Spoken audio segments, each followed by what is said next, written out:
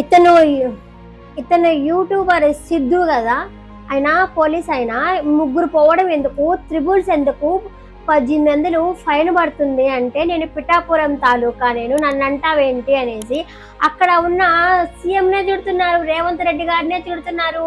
Rule is rule for all కదా, ముగ్గురు కలిసి వెళ్ళడం ఎందుకు, ఆపండి, 1800 ఫైన్ కడుతుంది అంటే నన్ను లంచం అడుగుతున్నావేంటి అని అడుగుతున్నారు. నువ్వు ఎంత యూట్యూబర్ అయినా, ఎంత ఇక్కడ పవన్ కళ్యాణ్ తాలూకా అయినా కూడా సరే, అందరికీ రూల్ అన్నది ఒకటేగాని ఉంటుంది. తను పోలీసు, ట్రాఫిక్ పోలీసు, ఆపాడు, ముగ్గురు పోకూడదు అన్నారు, ఫైన్ కట్టు, లేకపోతే తర్వాత కడతా అని చెప్పు, అయిపోతుంది కదా.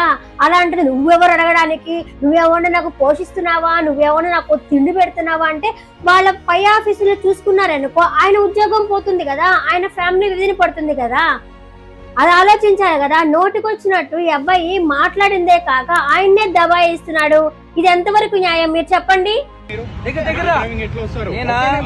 నాకేదో అన్నం పెట్టినట్టు, నాకేదో పోషించినట్టు మాట్లాడుతున్నాడు, అరే తురే అనేస్తున్నాడు. మళ్ళీ పక్కకు వచ్చి లంచ్ వాడుతున్నాడు, ఈయన లంచ్ వాడుతున్నాడు. కాదు, ఆయన ఒక కానిస్టేబుల్ కాదు, ఏం కాదు, అరే తురే అని మాట్లాడుతున్నాడు.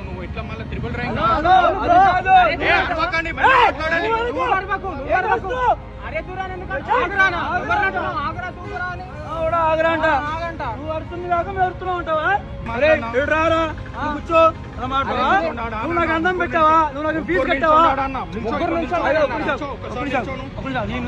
నువ్వు నాకు అన్నం పెడుతున్నావా, నన్ను చదివించావా, నన్ను పోషించావా, ఏమాడుతున్నావు, ఆవిడ కూర్చో, అక్కడ నుంచో, ఎలా మాడుతావు, పబ్లిక్ ఎలా మాడుతావు,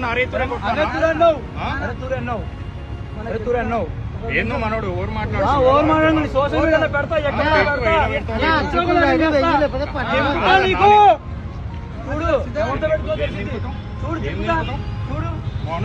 నిజంగా సీఎం అయితే చూడు, దింపుతా, నువ్వు తీసుకో, నువ్వు తీసుకున్నా పరాక